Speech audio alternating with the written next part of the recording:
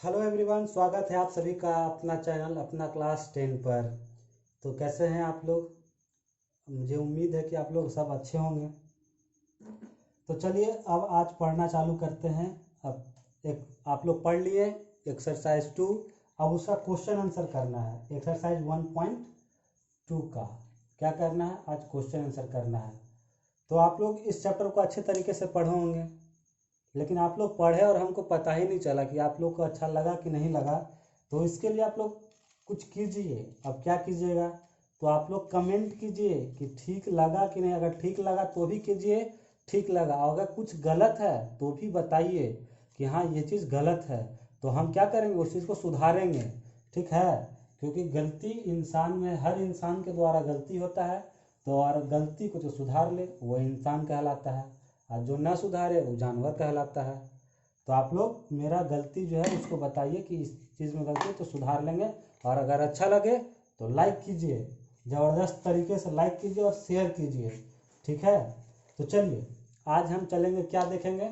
Exercise 1.2 आज हम लोग पढ़ेंगे। इसका क्वेश्चन आंसर करेंगे। तो पहला क्वेश्चन क्या है? पहला क्वेश्चन, तो चलिए देखिए क्या लिखा। पहला क्वेश्चन, निम्नलिखित संख्याओं को अभाज्य गुणनखंड के रूप में क्या करना? अभाज्य गुणनखंड के रूप में व्यक्त करना है। यानी बीटीबीसी का पहला क्वेश्चन नंबर है, ये सब संख्याओं को अभाज्य गुणनखंड के रूप में क्या करना है? व्यक्त करना है। तो चलिए पहला का देखते हैं आंसर। फर्स्ट 3825। तो अब इसका गुणनखंड निकालना है। तो क्या दिक्कत है? कोई दिक्कत है? नहीं। क्या करना है? कैसे गुणनखंड निकालिएगा? देखिए 38, चलिए यहाँ निकाल के आप लोगों को बताते हैं। 3825। अब ये इतना बड़ा संख्या देख के डरना नहीं है। विभाजिता का नियम पता है। क्या पता है? अभी 2 से तो विभाजित नहीं है, क्योंकि संख्या के अंत में यदि 0, 2, 4, 6, 8 रहे तो 2 से विभाजित है। ऐसा कुछ टर्म नजर आया? नहीं आया, यानी कि 2 से विभाजित नहीं है। तो 3 से देखेंगे। 3 से क्या है? सभी संख्याओं को जोड़ दीजिए और देखिए कि अगर 3 के टेबल में आता है, 3 का टेबल में आ गया तो 3 से विभाजित है। जोड़िए, 8 है तो 10 है, 5 15, 3 18, यानी 3 छक 18 होता है। 3 से कटेगा, इसको 3 से काटिए। एक मतलब 3 दूना 6, तो 2 बचेगा। 3 सत्ते 21 और 3 पचे 15। देखिए फिर कटेगा एक बार 3 से। कैसे कटेगा? 7 3 10 और 5 15, यानी 3 पचे 15। तो 3 चको 12, 3 दूना 6 और 3 पचे 15। 4 दू 6, 6 5 11, नहीं कटेगा। अब 3 से नहीं कटेगा तो 5 से कटेगा। हाँ कटेगा। काहे? काहे कि संख्या के अंत में अगर 0 और 5 रहे तो 5 से कटेगा। ठीक है? तो 5 से काटिए तो 8 पचे 40 और 5 25। अब बोलिए कि सर यहाँ तो यहाँ भी 5 था, यहाँ कहाँ नहीं काटे 5 से? तो यहाँ 5 से इसलिए नहीं काटे बाबू, काहे कि सबसे पहले छोटा वाला से देखेंगे। छोटा से ऊपर की ओर जाएंगे, ऊपर से नीचे नहीं आएंगे। ठीक है? तो चलिए फिर इसको ये क्या है? 8 और 2 10 और 3 13, यानी 8 5 13। ये नहीं कटेगा 3 से, तो 5 से तो कट ही जाएगा। तो 5 से कटेगा एक मरतबे 5 और कितना? 5 5 सत्ते 35। ठीक है? यानी 17। अब 17 क्या है? अभाज्य संख्या है, यानी कि इससे आगे नहीं कटेगा। तब इसको कैसे लिखेंगे गुणनखंड में? जैसे ही लिखा हुआ है ऐसा ही छाप दीजिए। 3 गुना 3 गुना 5 गुना 5 गुना 17। अब इसको लिखिए पावर के फॉर्म में। 3 पे पावर 2 गुना 5 की पावर 2 गुना 17। यही हो गया इसका गुणनखंड। क्या हुआ? अभाज्य गुणनखंड। सभी क्या है? अभाज्य संख्या। 3 भी अभाज्य संख्या, 5 भी अभाज्य संख्या, और 17 भी क्या है? अभाज्य संख्या है। ठीक है? चलिए अब देखिए क्वेश्चन नंबर 2। जल्दी से आप लोग बनाना शुरू कीजिए। जिसका जिसका बन गया वो जल्दी से कमेंट करिए कि हाँ सर बन गया। देखिए दूसरा नंबर का आंसर क्या है 5005। तो अब इसका क्या करना है, तो इसका भी सेम वही मेथड करना है। क्या कीजिएगा, गुणनखंड निकाल दीजिए, सबको खाली गुणनखंड के रूप में व्यक्त करना है। अब बताइए, आप लोग खुद बताइए, ये किससे कटेगा, 3 से कटे 2 से तो कटेगा नहीं, 3 से जोड़िए, 5 10, 3 से नहीं कटेगा। तो अब किससे काटेगा, 5 से कटेगा, 1 मरतबे 0 0 फिर 1। अभी किससे कटेगा, 5 से कटेगा नहीं कटेगा।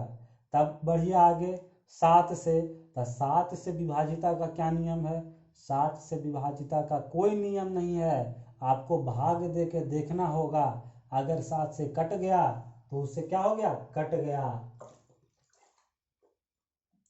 तो भाग दे के देखिए, 1 0 0 1 7 से भाग दीजिए, तो 7 का 7, 7 दूनी 14, नहीं 1 मरतबे 7, ऊपर से उतरा 3 0, 7 का 7 चको 28, 2 1, 7 21 कट गया, यानी कि 7 से विभाजित होगा कितना मरतबे, 143 मरतबे। अब देखिए 7 से, अब 143 7 से कटेगा, कटेगा कि नहीं कटेगा। तो क्या करेंगे, 7 से विभाजता कोई नियम नहीं है, आपको काट के देखिए, 143 कटेगा 7 से, 7 दूना 14, यहीं पे कट गया, 3 तो शेष बच गया, 3 कटवे नहीं करेगा, यानी कि 7 से नहीं कटेगा। तो अब किससे कटेगा, 8 से नहीं काट सकते हैं, 9 से नहीं काट सकते क्योंकि ये दोनों तो भाज्य संख्या है, 10 भी आपका भाज्य संख्या है। अब 11 में आइए, तो 11 में क्या है, विभाजिता का नियम। 11 में विभाजिता का नियम है कि एक संख्या छोड़ के उसको जोड़ दीजिए, 3 आ इसको जोड़िए 1 4, आ इसको 4, यानी कि जो 1 4 3 है, तो 1 छोड़ करके सब जोड़ दिए, इसको जोड़िए तो 4 आ गया, आई कितना आ गया 4, ये 44 कटेगा ना 11 से, 11 चौको 44, यानी कि 11 से विभाजित है, तो इसको 11 से काटिए, एक के मतलब कटा, एक मरतबे 11, और फिर 3 तो 11 3 33, यानी 13। अभी 13 क्या आपको मिल गया, 13 आपको भाज्य संख्या मिल गया, यानी कि इसका गुणनखंड क्या हो गया, 5 गुने 7 गुने 11 गुने 13। ठीक है, इस समझ में आ गया। अब देखिए, आपको अगर क्वेश्चन इसी तरह घुमा दे कि निम्नलिखित संख्याओं का भाज्य गुणनखंड फैक्टर ट्री के रूप में व्यक्त कीजिए। फैक्टर ट्री कहने का मतलब पेड़ जो बनता है, गुणनखंड का पेड़, उसमें व्यक्त कीजिए। तो करना क्या है, उसमें भी कुछ नहीं करना है, बस यही नियम करना। उसको कैसे बनाएंगे जो देखिए, सेम यही क्वेश्चन को इसको हम फिर से बता रहे हैं कि अगर यहाँ पे लिख दे कि फैक्टर ट्री में, तो क्या कीजिएगा, आप पहले संख्या लिखिएगा 505, इसको काटिए, तो जैसे गुणनखंड किए तो वैसा ही, कैसे 5 से होगा गुणनखंड, कितना मरतबे 1 0 0 1 मरतबे कटेगा। अभी किससे कटा था, 7 से कटा था, कितना मरतबे 183 मरतबे कट गया था। ठीक है, इसको काटने का भागफल यही ना आया था जी, 183 है ना। अब फिर इसको काटते थे किससे, 7 से कटा था नहीं कट गया था, तो 11 से काटे थे, के मरतबे 13 मरतबे। ये आपका क्या हो गया, ये फैक्टर ट्री हो गया, इसी को बोलते हैं फैक्टर ट्री। ठीक है, चलिए, अब आप लोग बन गया, आंसर आ गया ना, इसका गुणनखंड कितना आया। इसका गुणनखंड अब कैसे लिखिएगा, 5 गुने 7 गुने 11 गुने 13, ये इसका गुणनखंड हो गया। ठीक है, चलिए अब चलते हैं दूसरा क्वेश्चन की तरफ। आप लोग लिखते जाइएगा एकदम तुरंत तुरंत, हम कहा कि तुरंत मिटा देते हैं। चलिए तीसरा नंबर क्या है, 7429। ठीक है, अब इसको विभाजित कीजिए, तो इसको विभाजित कीजिएगा 7429। अब इसको पहले किसी से काटिएगा, तो देखिए ये है बड़ा संख्या, ही नहीं 2 से नहीं कटेगा, 3 से काटिए, तो कितना 7 4 11 11 2 13, और 13 9 13, और 7 20, और 2 22 हो जाता है, यानी कि तीनों से नहीं कटेगा, काहे कि 21 आ रहा है, 22 तो नहीं आता 3 के टेबल में, तब 3 से नहीं कटेगा, 5 से नहीं कटेगा, 7 से आपको काट के देखना होगा। तो अब देखिए हम बताते हैं, ये संख्या 17 से कटेगा, ठीक ना। 17 से काटिए, 17 का पहाड़ा याद है, 17 का 17 17 34, 17 से भागा दे दीजिए इसको, 17 से 7429 आप लोग भागा दे के लिखिएगा। कितना आएगा भागा दे के? 437 मरतबे कटेगा। 17 आप लोग करके देख लीजिएगा।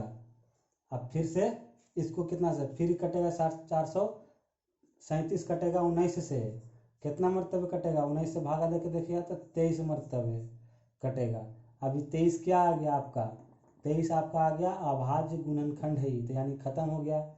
यही यहाँ पे इसका गुणनखंड आपको कितना मिल गया? 17 गुने 19 गुने 23। ठीक है, यहाँ तक समझ गए? ये आंसर आ गया आपका। अब इसी तरह देखिए 140 है 156, बहुत आसान है, आप लोग बनाइए। और जिन लोगों से नहीं बनेगा वो कमेंट कीजिएगा, हम फिर बतावेंगे। और जिन लोगों से बन गया वो भी कमेंट कीजिएगा, उन लोगों को अपने आप पीठ थपथपा लीजिए और शाबाशी ले लीजिए। शाबाश, आप जीत गए। ठीक है, अब चलते हैं क्वेश्चन नंबर 2 के तरफ। ठीक है, आगे बढ़ते हैं। तो चलिए क्वेश्चन नंबर 2 क्या लिखा हुआ है? पूर्णांकों को निम्नलिखित युग्मों के एचसीएफ और एलसीएम ज्ञात कीजिए तथा इसकी जांच कीजिए कि दो संख्याओं का गुणनफल, ये देखिए एक नया चीज आ गया, दो संख्याओं का गुणनफल क्या होता है? एचसीएफ और एलसीएम के बराबर होता है। ये फार्मूला ही है, आप इसको रट लीजिए। क्या रटना है? कि अगर कोई भी दो संख्या है तो दो संख्याओं का गुणनफल, क्या गुणनफल, ये बराबर होता है किसके? एचसीएफ गुना एलसीएम। समझे? ये इसके बराबर होता है किस? अब आप लोग देखिए, अभी इस मेथड से आप लोग को दिखाएंगे, ये याद रखिएगा। अगर आप दो संख्या, अब इसको आप एचसीएफ निकाले और एलसीएम निकाले तो अब सही है कि नहीं है, तो इसको आप लोग खुद जांच सकते हैं। कैसे जांचेंगे? इस पे रख करके ये दो संख्या जो दिया हुआ दोनों का गुना करके निकालेंगे। अगर गुणनफल आई दोनों का जो एचसीएफ और एलसीएम आएगा वो दोनों को गुना कर देंगे। अगर दोनों बराबर हो गया यानी कि आप जो निकाले हैं एचसीएफ एलसीएम वो सही निकला है। अगर नहीं बराबर हुआ तो नहीं सही है। तो चलिए हम लोग इसको निकाल के देखते हैं। ठीक है, चलिए 26 का पहले क्या निकालेंगे? एचसीएफ निकालते हैं। तो एचसीएफ निकालिए चाहे एलसीएम निकालिए, पहले आपको क्या निकालना होगा? गुणनखंड निकालना होगा। तो 26 का गुणनखंड निकालिए। तो 2 से 1 मरतबे 3 मरतबे 6। अब कटेगा किसी से? नहीं, यानी कि इसका केवल गुणनखंड हो गया 2 गुने 13। अब 91 पे आइए, देखिएगा हम इसको मिटा दिए।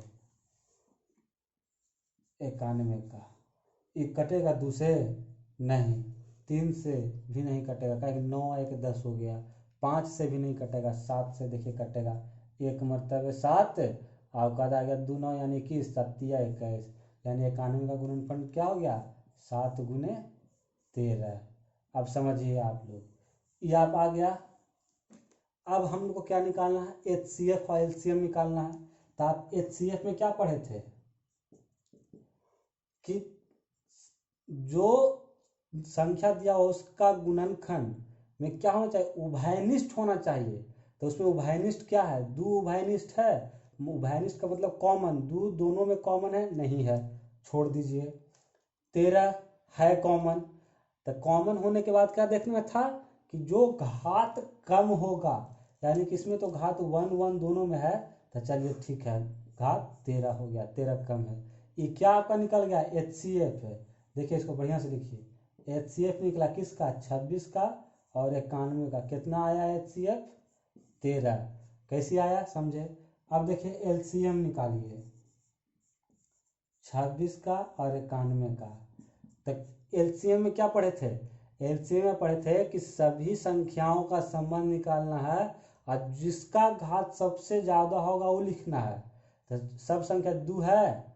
नहीं है, यानी कि 2 लिखेंगे हम। घात 1 है तो 2। 13 का घात इसमें है, लेकिन घात क्या है? सबसे बड़ा जो होगा, तो सबसे बड़ा तो 1 ही है। तो 13 लिखे। और क्या लिखाएगा 7। सभी संख्या को लेना है। आज वो भी संख्या, सभी संख्या लेंगे, लेकिन उसमें क्या रहेगा, जो सबसे बड़ा घात वाला रहेगा। तो देख रहे हैं सब संख्या लिखे, 2 भी लिखे, 13 भी लिखे, 7 भी लिखे, सब लिख दिए। और सब का जिसमें जो घात सबसे ज़्यादा था वो संख्या ले लिए। अब इसको मल्टीप्लाई कीजिए, तो मल्टीप्लाई करने के बाद कितना आएगा,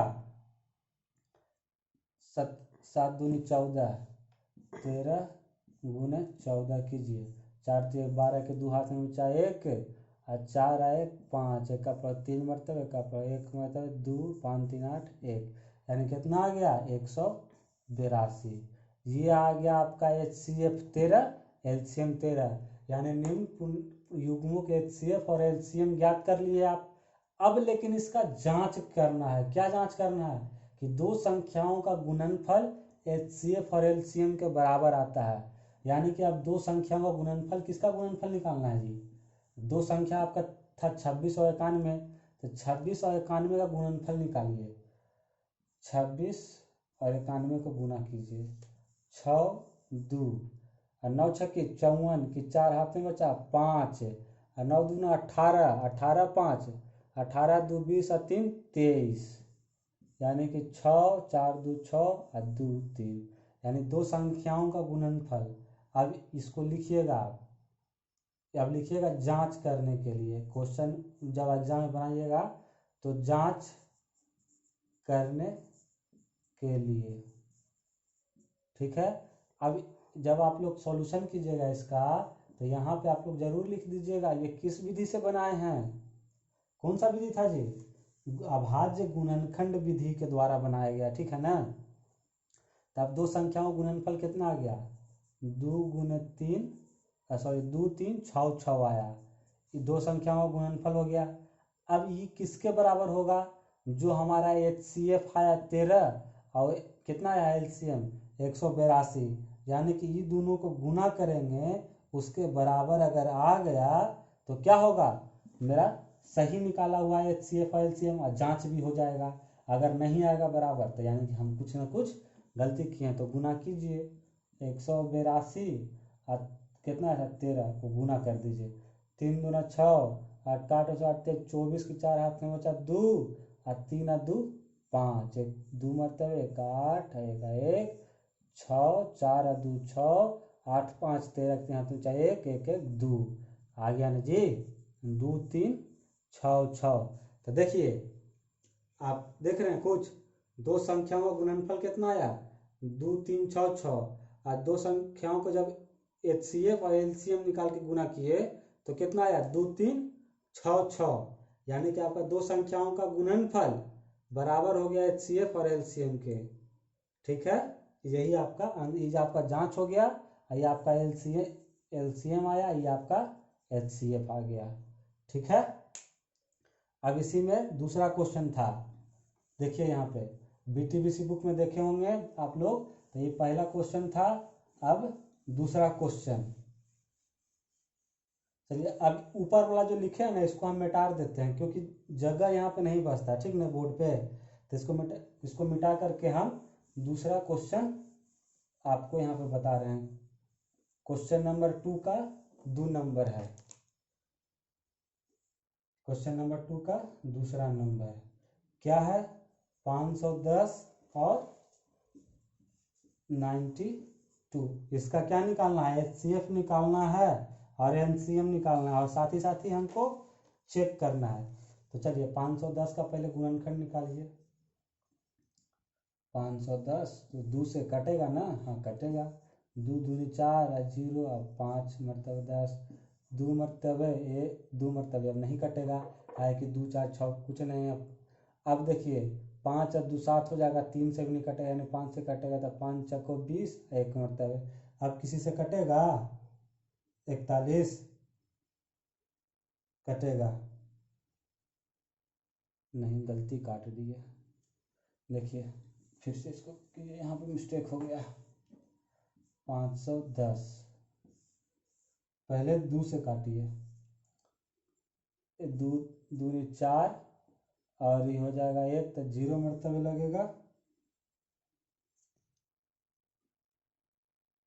देखिए तो 2 मरतबे कट गया, 1 पंचा बचा तो 11, 2 पच्चे 10, और फिर यहाँ पे 1 बच गया, 2 पच्चे 10, 255। अब कटेगा 5 5 10 और 2 12, 3 के टेबल में आता है, यानी कि फिर से काटिए तो 3 या ठीक 24 और 1 3 पच्चे 15। अब कटेगा 8 और 2 10 और 3 13 हो गया, नहीं कटेगा। अब किससे कटेगा? ये 5 से कटेगा। 5 से क्या होता है? 17 पच्चे 85। इसका गुणनखंड कितना आ गया? 2 गुना 3 गुना 5 गुना 17 आ गया। अब 92 का गुणनखंड निकालिए। तो 92 का गुणनखंड कैसे निकालिएगा? 2 से निकालिए। 4 मरतबे 8 कटेगा, 12, तो 2 छक 12 आ गया। फिर 2 से 2 दूनी 4, 2 तिहाई 6। अब 23 किसी से कटने वाला है जी? नहीं कटने वाला, यानी कि इसका गुणनखंड कितना आ गया? 2 गुना 2 गुना 23। तो इसको कैसे लिखेंगे? 2 की पावर 2 गुना 23। अब आपको क्या करना है? इसको हम गुणनखंड को मिटा देते हैं, ठीक। देखिए इसको रहने दीजिए। अब HCF आपको लिखना है। क्या लिखना है? HCF किसका है? 510 और 92 का। तो HCF क्या था कि दोनों में कॉमन होना चाहिए। तो कॉमन क्या है? 2 है। 3 कॉमन है? नहीं है। 5 कॉमन है? नहीं है। 17 कॉमन है? नहीं है। 23 कॉमन है? नहीं है। तो खाली 2 है। तो अब 2 कॉमन है, लेकिन इसमें घात क्या होना चाहिए? कम होना चाहिए। तो 2 कम घात कितना है? 1 है, यानी कि 2 की पावर 1। HCF कितना आ गया आपका? 2। अब LCM निकालिए। 510 और 92। LCM में सभी संख्याओं को लिखेंगे, लेकिन वो संख्या जिसका घात सबसे ज़्यादा, उस संख्याओं में सबसे घात ज़्यादा होना। तो 2 है, लिख देंगे। घात इसमें है, हाँ देखिए यहाँ पे देखिए 2, यहाँ पे 2 की घात 2, यानी ज़्यादा घात 2 की पावर 2। 3, चलिए घात यहाँ पे दिया हुआ है, एक ही है। 3 5 17 गुने 23। सब संख्या लिखे और सबका मैक्सिमम घात लिखे हैं। इससे ज़्यादा 3 का घात कहीं पे दिखाई दे रहा? आपको नहीं दिखाई दे रहा। इस फैक्टर में 5 का घात कहीं 1 से ज़्यादा दिखाई दिया? नहीं दिया। 17 भी दिखाई नहीं दिया, 23 भी नहीं दिखाई दिया। अब इसको गुना कर दीजिए। तो गुना कीजिएगा तो कितना होगा? आप लोग गुना करके देखिए कितना आएगा। इसको गुना करके देखिए, आप लोग गुना करके 2 3 4 6 0 इतना आएगा गुना करके। आप लोग अपने अपने कॉपी में गुना करके देखिए, इतना आएगा गुना करके। अब यहाँ तक आप HCF और LCM निकाल दीजिए। अब इसका जांच कीजिए। क्या कीजिएगा? जांच कीजिए। जांच करने पर, जांच कैसे कीजिएगा? 2 संख्याओं का गुणनफल बराबर होगा HCF इंटू LCM के, ठीक है। तो आप लोग यहाँ तक लिख लीजिए। उसके बाद देखिए मिटा लेंगे, तब यहाँ पे हम गुना करके आप लोग को दिखाते हैं। अब देखिए आपका LCM HCF 2 आया और LCM इतना आया, कितना आया है? 23,460 आया है। अब ऊपर से आपको मिटाते हैं, उसका गुना करके जांच करके दिखाते हैं। इसको रहने दीजिए। चलिए अब पहले HCF LCM गुना कर लेते हैं। तो कितना है? 2 3 4 6, 0 को 2 से गुना कीजिएगा। 0 6 दूना 52, 1 4 दूना 8 है, 1 9 3 दूना 6 और 2 दूनी 4, यानी कितना आया? 4 6 9 2 0, 4 6 9 2 0 आया। अब 2 संख्याओं का जो दिया हुआ था उसका गुणनफल भी इतना ही आना चाहिए। अगर नहीं आया तो ये कहीं ना कहीं गलत है। चलिए अब उसका गुना करिए। 510 को 92 से गुना करना है, कीजिए। तो 2 को 0, 2 एकम 2, 5 दूना 10, 9 को 0, 9 एकम 9, 9 पचे 45। चलिए 0 2 9 5 1 6 4 आ गया। 4 6 46,920 एकदम आ गया, यानी कि 46,920 ये आ गया बराबर। यानी कि आपका क्या किया हुआ है? ये जो क्वेश्चन आप लोग बनाए एलसीएम और एचसीएफ सब सही निकला हुआ है। ठीक है, चलिए इसी में आप देखिए एक क्वेश्चन और है आपका तीसरा नंबर।